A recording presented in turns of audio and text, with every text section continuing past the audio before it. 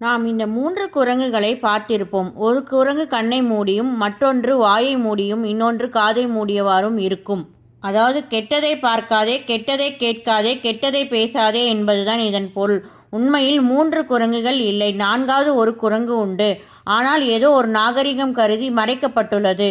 4வது குரங்கு தன் பிறப்புறுப்பை மூடியவாறு இருக்கும். இவை ஜப்பானில் உள்ள தோஷோகோ என்ற விஹரைன் மரகத தீவில் செதுக்கப்பட்டுள்ள சிற்பத்திலிருந்து உலகெங்கும் பரவியது. இதன் ஆதி ஊற்று கன்ஃபியூஷியஸ் காலத்தது, சீனாவில் இருந்து புறப்பட்டது என்கிறார்கள். 4 குரங்குகளுக்கும் பெயர்கள் உண்டு. அவற்றை நாம் இப்போது பார்ப்போம். கண்களை மூடும் குரங்கின் பெயர் மிசாரு, காதுகளை மூடும் குரங்கின் பெயர் கிகசாரு, வாயை மூடும் குரங்கின் பெயர் இவசாரு, பிறப்புறுப்பை மூடும் குரங்கின் பெயர் ஷிஷாரு.